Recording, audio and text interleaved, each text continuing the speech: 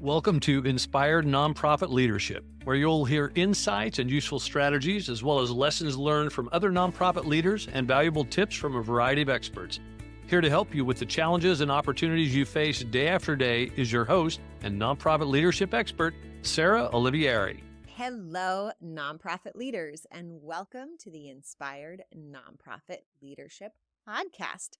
I'm your host, Sarah Olivieri, and today we're going to be talking about video with my special guest, Patrick Taggart, who is the founder and chief creative at Blue Sky Creative.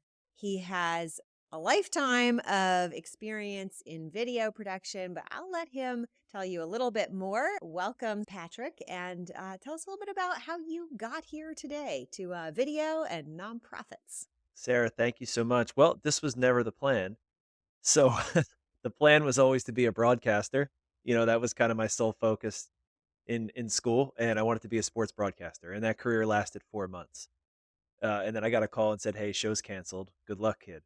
And so I'm 22 years old with no great prospects and had to figure out, okay, do I want to move around to small markets and try to make my way up to the top? Or is it time for a change? And I always really enjoyed the other side of the camera a bit more. And so I started making these videos. And I would work for either nonprofit or for profit companies. And I'd go in and I'd meet these really engaging people. And then we would hit record and everything would change. These people look scared to death, right? They started tripping over their words. And these are super intelligent people that can tell their story all day long. What I realized was that there were two things that were working against us. Number one, we were scripting people, Mm.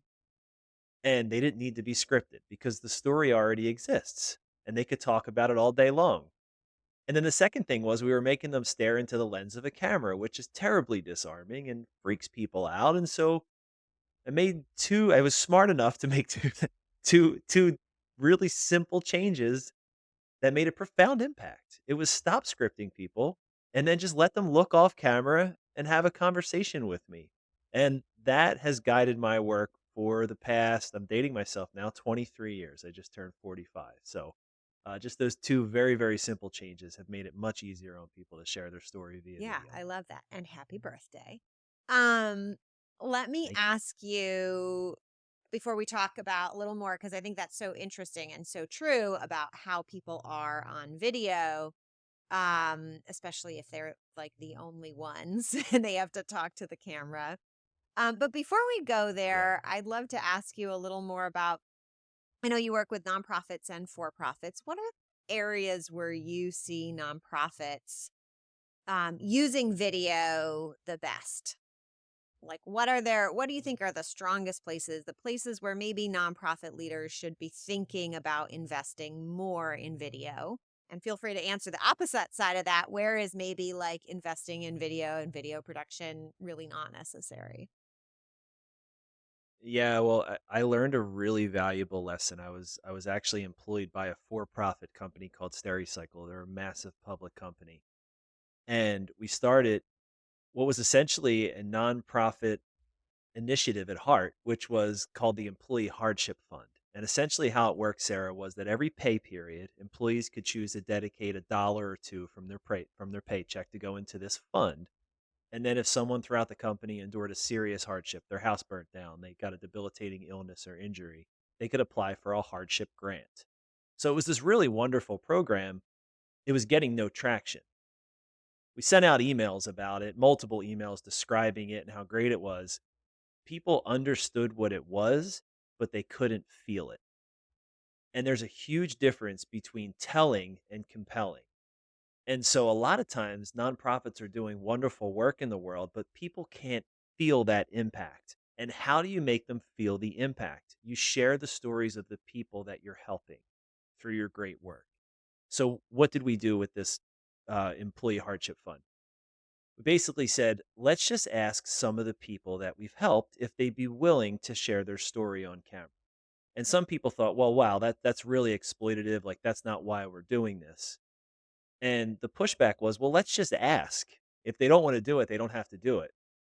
And the first two people that we asked said, are you kidding me? Like, this was a lifeline I would love to share my story. All we did, Sarah, was press record and say, "Tell me your story." And it was tears and it was genuine and it was everything that you'd want. And we released that video and then overnight quadruple the number of payroll donations every period because people could finally feel it rather than just know what it was.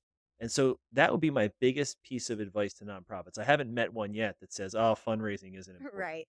Well, of course it is, right? You can't do what you want to do without funds. So start there and start with the people that you're helping. It's one thing for you to tell people how great you are. What really matters is hearing it from the people that you've helped. Yeah, I love that. And I love that you brought up that in that example, that kind of pushback around, oh, that doesn't, it feels uncomfortable, right? Are we somehow exploiting the people we've helped? I have been in that position with a number of nonprofits who had that same concern. And at the end of the Mhm. day, the result was just like you described. It creates really moving, helpful video, but also it's empowering for those clients of Mhm. nonprofits, whoever was helped, to say yes, especially when they're economically disadvantaged, because so many of them felt like almost like guilty or bad that they didn't have a way to give back to the organization. And for them, being able to share their story Mhm. was a way to give back that actually felt good. It felt empowering. Like, so totally the opposite of, disempowered or somehow taking advantage of them. And again, of course, we're talking about willing participants here. But they were more than willing, many of Yeah. them, because of that. They're like, oh my God, finally I have a way to reciprocate. And I think that's part of human nature. We like to reciprocate. When somebody's done something nice for us, we like to be able to do something nice back to them. Um, You're right. I've told this story I can't tell you how many times, and you're the first person that has said it in that way.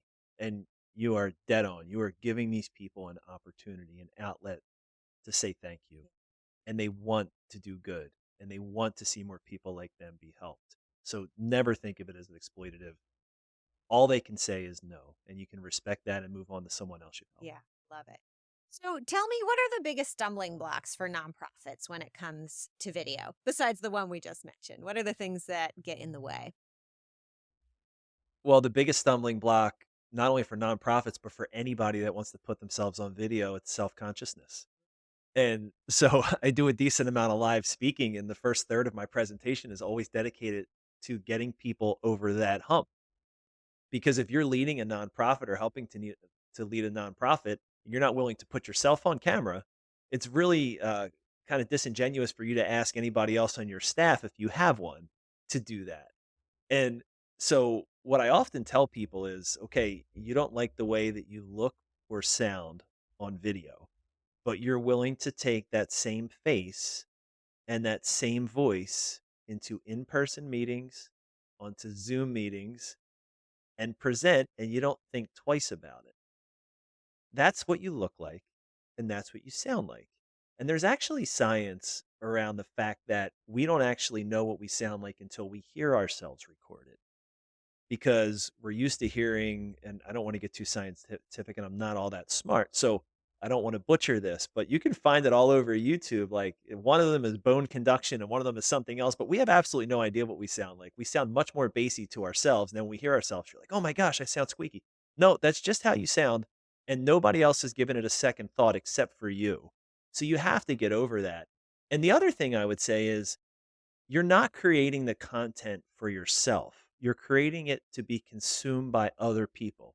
If you're creating content to consume yourself, you're a sociopath and you have way bigger problems than being self conscious to be on camera. So if you don't want to ever watch it, cool, right? Like just record it, put it out in the world and never watch it. But just know that if that's the reason why you're not producing content and sharing it for your nonprofit, you're just limiting the number of people you can Yeah, help. I love that tip about just that mindset hack about like you're using your voice and your face all the time. I know for me, I used to be involved in video production and I was the one who had to do the mic checks and the camera tests. So I got really used to video because I was always just like I never even thought about who was going to see it. It was just on the production team. I'd be like, check, check, check. Sometimes I'd bring a book to read a passage because I Mm, got bored of saying random things. But boy, does that, get you really comfortable in front of the camera because you're just being silly and relaxed and it's just part of your day to day. But I think if someone, that mm. mindset trick makes you don't need the practice. You've already been practicing talking to people for a long time. Yeah, the worst thing you can do is try to change your voice for recording. Mm. People have like their TV voice, Yep. right? Yep. Or The radio or the voice. podcast voice, and man, like just use your voice. Nobody else cares, right? It's just what you sound like. You're the only I one. love it. I love it. So for those folks going, okay, like, yep, you've convinced me getting on video is important. What's the best way to get started, or where should an organization be thinking about for starting? Yeah, I always think that we call them brand videos or homepage videos. I always think that a really great short video that people can click on and in 60, 90, 120 seconds find out who you are and what you're all about. So think of it as a really great first impression. Yep. Most of the times we're reaching out to people cold in nonprofits, and trying to convince them that they should pay attention to us and the great work that we're doing. The beautiful thing about video is that you create it once, it works 24/7 for Mm-hmm. you. You don't have to pay it royalties, and as long as the story doesn't change, it's always good. That's right. And so that would be my advice: is really lock in on that video, on that introduction video. Who are we? What are we all about? And if it's done well, because I think there's a lot of situations, Sarah, and we can get into it, where you can create video on your own totally free. If you're going to use a pro, there's just a couple things that you want to use that pro for and you want to get it right. But man, a really good homepage video shows legitimacy, Mm-hmm. and it can really make you sparkle and it'll make you stand out. And so put your attention Yeah. there. So I'm definitely going to ask you. Oh, Another go ahead. place Yep. where I, Carry on. no, no, no, Well, I please. want to ask you about that, but for those of you going, okay, where might I use this video? I just want to give you a little hack that people comment on me on. Have you ever been in a Zoom waiting room before you get on a call? Well, you can It's a upload a great video. idea. I had somebody make a video for me. And actually, it was like a bonus. They just made the video as part of some other work that I was having done. And I keep forgetting that I put it on Zoom. And I can't tell you, if you look in your Zoom settings, you'll see there's a spot. And now people get on calls with me on Zoom and they're like, oh my God, that was such an amazing video. And I'm always like, there's a video there? Because I never see my own Zoom room. But imagine, like, if every time, imagine if you're like getting on a Zoom call with a donor or with a potential client and they're seeing Mm, this welcome video while they're waiting in their Zoom. It's really powerful that way. And of course, homepage of your website, homepage, you have a homepage of mm. your YouTube channel if you have one. There's so many places to use a great short kind of intro video. I definitely agree with you that that's a really good place to start. And if And the signature line of your email is a good one as well, absolutely, because you're sending emails all day yeah, long. So, love that. find out who we That's are, right. right? Just a little link right below your So name. I know you had something else to add too, which you can answer. Go there if you'd like, but also I would like you to go to when use a professional and when do it on your own, because I hear this again and again from people like we'd love to do video, but it's so expensive, and the other version, it's too expensive, and the other version of that is I'd like to do it, but it has to be highly produced. And I know that not every video situation needs to be highly produced. There's situations, I think, especially on social media, where less produced is better. In fact, I was just reading an email about LinkedIn's new algorithm, and it specifically said handheld, unproduced video was performing better. And for those of you out there who haven't Hmm. noticed, LinkedIn is pushing video and reels type things these Yes, they days. are. So take us wherever you want in Yeah. that mess of questions. Let's do it. First of all, one excuse that I hear all the time from people why they don't produce their own video is because all we have is a cell phone. Well, that cell phone in your pocket produces higher quality video than a camera that I bought 8 years ago for $6,000. So think about that for a second. We all have one, and it's higher quality than you could get at a professional video store for $6,000 less than a decade ago. That's no longer a valid excuse. And if you spend about, I don't know, 75 bucks on Amazon, pick yourself up, a tripod if you need it, if you're doing something more long form so you don't make people sick by wiggling it all around, and then pick up a microphone and a little ring light, or know how to position yourself so you're getting optimal light on your face, man, you can take the production value way up still using that cell phone. So equipment is no longer a barrier to entry for that. How do you use it? Well, number one, let people into your world. If something cool's happening, just take the phone out and tell people about it, right? Or if you're not going to do like a super highly produced testimonial, maybe if you're with someone that you help, maybe they want to record a little something, put that out there and just say, hey, would love to know how we helped you. If you're willing to record a short video, 10, 20, 30, 40 seconds, and send it to us, we'd love to share it so we can help more people like you. I have to assume you'll get some, right? Absolutely. And the other thing that I think is a really great opportunity for organizations is to create a video FAQ page. So lots of people have an FAQ page where people can go and find out, a little bit more about them, and gives answers to obviously frequently asked questions, which is the FAQ. But a lot of people can take that to the next level and do it via video. And there's two really great aspects to this. Number one, you're going to stand out from the pack because there's not a whole lot of people that are doing it, and you can give your team a chance to really make a personal connection with your audience. So I've seen sometimes where the nonprofit leader will record 8 videos and they'll have an 8-question FAQ page where people can click on and watch. Or they'll split it up if they have a little bit of a staff. And so even if it's only 3 people, maybe there's 9 videos, everybody gets to answer 3, right? You could do that for free. Yeah. It's totally free. Um, the other super cool way to use these, though, say you're talking with a potential donor about something and they ask a question. Imagine being able to say, hey, we actually have a video on that. I'm going to send it over to you. Take a watch and let me know if you have any questions. Again, just shows a little bit of a different level of Mhm. sophistication. And people have become so used to watching homegrown video that it no longer feels amateur, it just feels That's normal. right. So again, a couple really well placed pro pieces that are evergreen that can live, complemented by a whole bunch of stuff that you can produce in house, and don't try to be perfect because that's often the stumbling block for people. Oh, this isn't Yeah. perfect, Nobody right? wants you to be Just try perfect to get some anyway, stuff right? We out don't there. like perfect No, perfect people in this world. We're like, no. "Oh, you're perfect. Stay away." We Yeah, want people's totally. flaws and imperfections because it's authentic, because we all have them and it's normal. Let me ask you though. Yeah, Yeah. I mean, it's got, no, I was going to say, speaking to that, the work we do at SkyBlue Creative, 99% of it is all Mhm. unscripted. And so we don't want anybody to memorize anything. And often when we edit, we'll leave in some natural pauses or maybe a stumble here and there because we want people to feel like they're not being manipulated, right? We want people to feel like they're receiving something that is 100% genuine. So true. So you mentioned there are a few key pieces that maybe should be or worth investing in to have done at a professional level. So we've hmm got kind of your like homepage intro to you video. What are some of those other key pieces that you think people should go I think pro? you can have, yeah, standalone case studies is an obvious one for Mm-hmm. nonprofits, right? And that requires input from somebody else. And it's almost like When having a I think mini they can go, documentary made, right?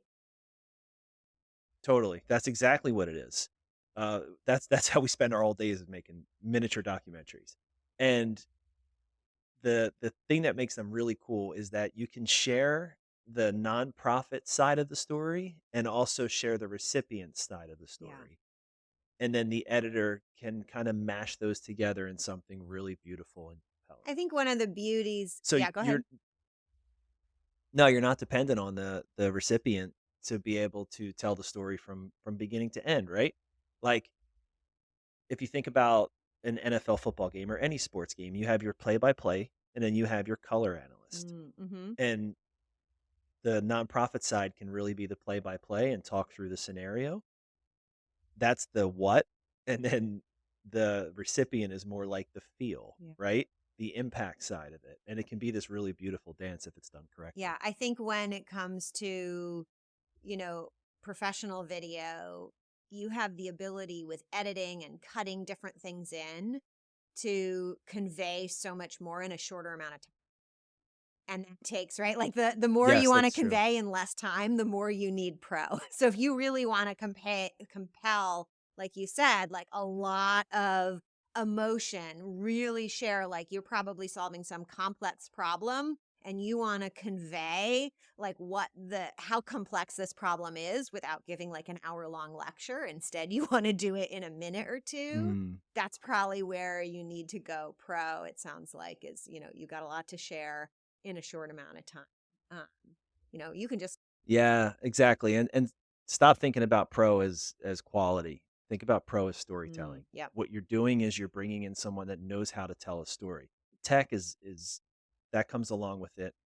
That's secondary. You can produce nice looking stuff. Will it look as nice as the pros? No, it won't. Will it sound quite as good? No, it probably won't, but it'll be nice. What you're really doing is you're hiring a story. yeah, and someone who can stitch that together. So stories are super Yes. useful, right? So, and it's not just for hmm fundraising. Let's talk about some of the other ways to use video at nonprofits.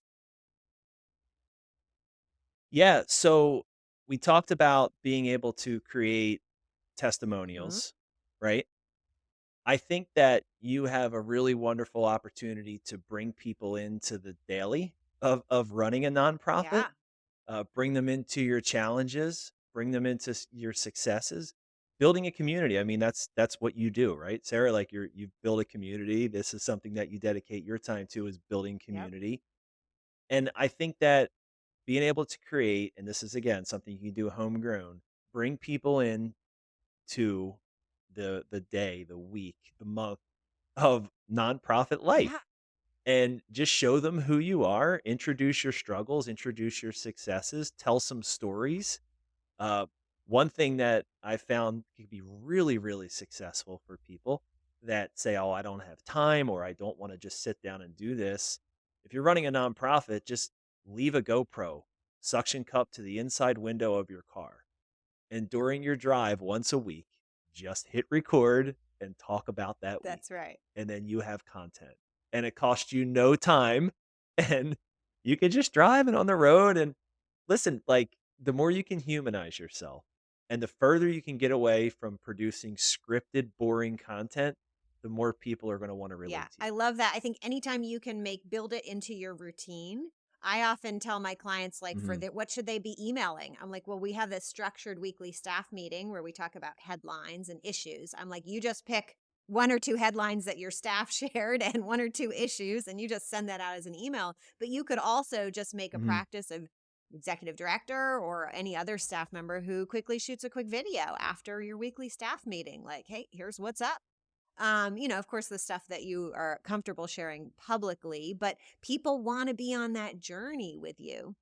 Um, what about, I know one of the things I talk about, we have probably an episode that's been out already. By the time you're listening to this, is about the importance of having enough staff and building a great team.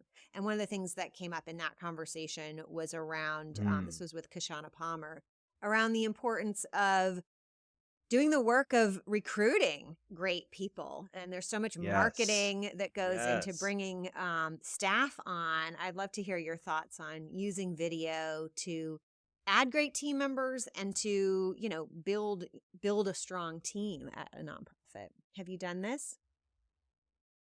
Since COVID invaded our lives, more of our work has been dedicated to recruiting than anything else. Mm. Tell me more. And really, it's about telling the culture story of a company through the eyes of the people who experience that culture every day and help to continue to build it. The mistake you can make is making it very top down. Mm, So, if you're creating recruiting content, it's not taking the executive director or someone of a comparable title and saying, "Wow, we have such a wonderful experience here. You know, uh, you know, we do this, we do that, we offer this, we offer that. The magic isn't there. The magic is with the people who show up to work there every day with a passion, who have an opportunity to leave at any time they want, but choose not to because they believe in your mission. And how do you get their stories? You tell them, don't prepare anything, just show up, sit down, and tell me about your experience. So much of my work is sitting across from people and trying to give them the energy that I want back in return. So I'm not telling them what to say, but if I need them to smile, I will smile at you until you think I'm completely crazy, but it's contagious, so you're going to smile back. I'm very good at the getting And if people to it's something smile by more, smiling technique too. It that's totally yeah, works. they think we're quacks, right? And then the other piece of it is if, they're telling a more emotional story, I'll drop the tone of my voice and slow my cadence. And so like that's a huge part of my job is just again trying to get from people what we need. It has very little to do with the tech. It's really about those tricks to bring back that raw material to form it into something great.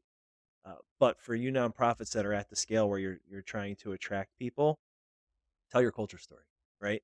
Tell the story of what makes you unique. Talk about your mission, right? What's your purpose? What drives you every day? What is it beyond a paycheck that would make someone say, I love this. I want to stay here forever. And if you can unlock that, then people are going to flock to you. Love it. Um, you mentioned, pulling information out of people. And so I'm going to guess that you've Mm, learned some question phrasing hacks over the years. And if you have, I'm yeah. wondering if you have any to share with us.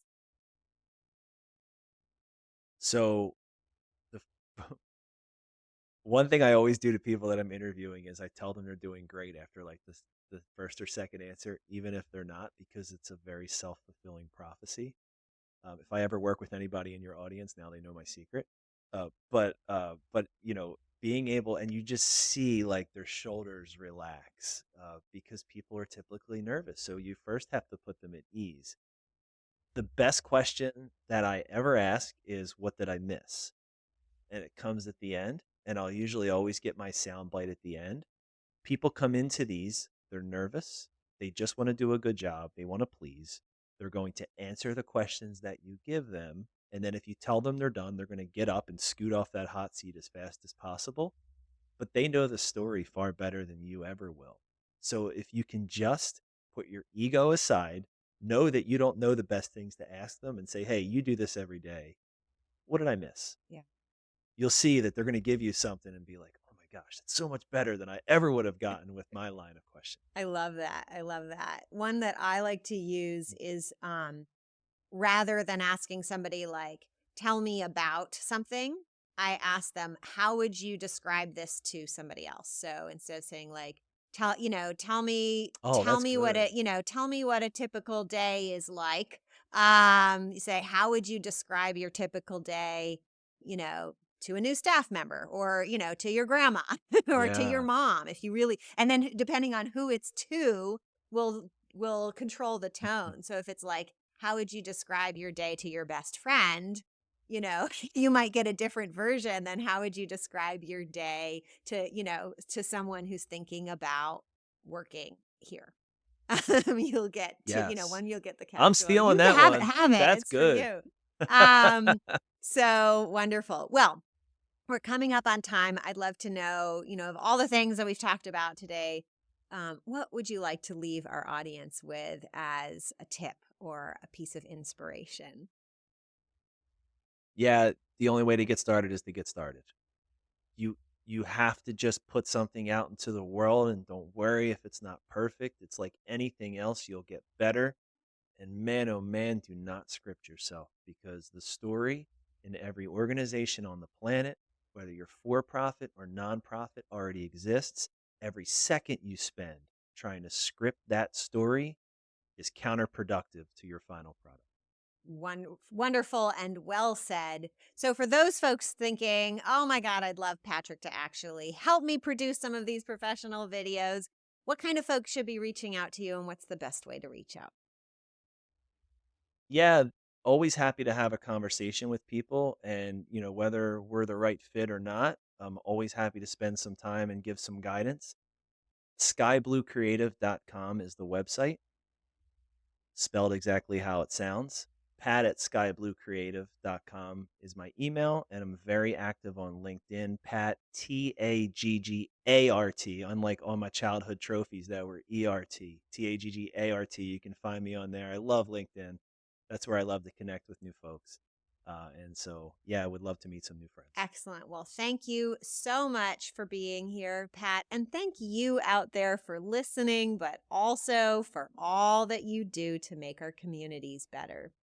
I bring you this podcast most weeks to help inspire you because I've been in your seat. I know what it feels like. I've been an executive director, a founder, a secret toilet fixer, a board member, a program director, a conference coordinator, and coach and trainer to many, many nonprofits. And to help you do your job even better, I also have for you a weekly email where you will get tips on very quick, short tips on how to run your organization better. And if that's of interest to you, you can go to inspirednonprofitleadership.com/sign up. Also, it really helps this show when you subscribe and especially when you leave a review. So if this episode was helpful for you, please take a moment to leave a review on your favorite place to listen to podcasts. Until next time, all the best. You've been listening to Inspired Nonprofit Leadership. Thanks so much for tuning in. Be sure to subscribe so you don't miss a single episode or the bonus episodes. And while you're at it, please leave a rating and review, and be sure to share with your friends and colleagues. Tune in every week for more useful insights and wisdom on nonprofit leadership. Thanks so much for all you do for the communities you serve. Until next time, all the best.